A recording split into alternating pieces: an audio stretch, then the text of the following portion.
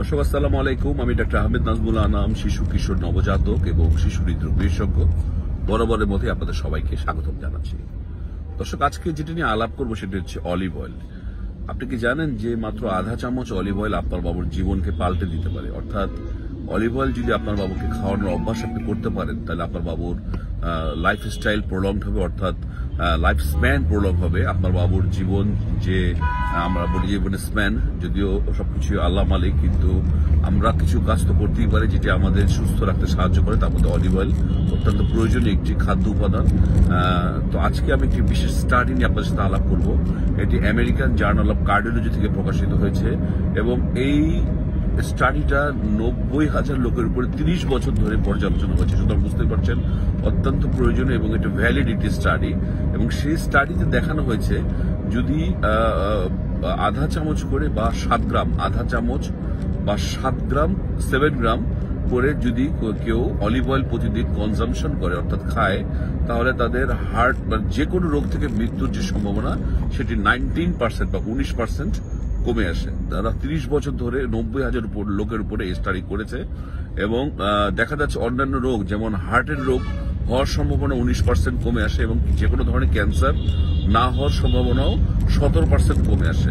তাহলে বুঝতেই পারছেন যে প্রতিদিন যদি আধা চামচ করে অলিভ অয়েল আপনার বাবুকে আপনি এখন থেকে খাওয়ানো অভ্যাস করতে পারেন, তার যে জীবনযাত্রা, তার লাইফ স্প্যান, তার যে মানে সারা জীবনে যে অন্যান্য রোগের যে বড় বড় রোগ, হার্টের রোগ বা ক্যান্সার রোগের ঝুঁকি কিন্তু কমে আসবে।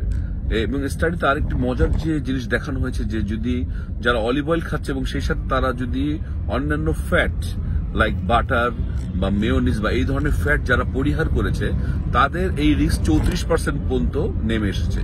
তাহলে বুঝতেই পারছেন যে একজন মানুষ বা একজন বাবু যদি অলিভ অয়েল খায় বা আনহেলদি ফ্যাট গুলো আপনি এখন থেকে তার খাদ্যাভ্যাস থেকে বাদ দিতে পারেন, তাহলে তার বিভিন্ন রোগের ঝুঁকি কমে আসবে এবং সে সুস্থ সবলভাবে ইনশাআল্লাহ অনেক দিন এই পৃথিবীতে সার্ভাইভ করতে পারবে।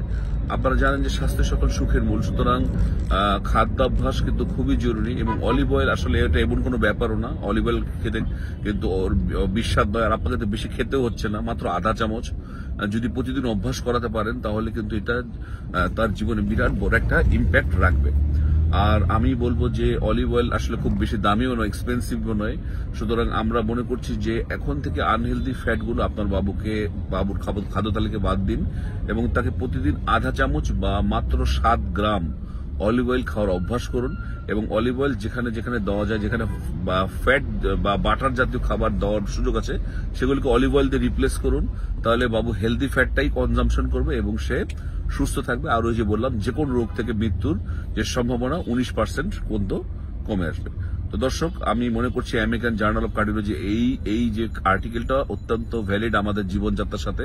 এবং আমাদের বাবুকে যদি এখন থেকে অভ্যাসে পরিণত করে দেওয়া যে অলিভ অয়েল খাওয়ার ব্যাপারটি, তাহলে কিন্তু সে তার জীবনে সুস্থ থাকবে। আজ এ পর্যন্তই।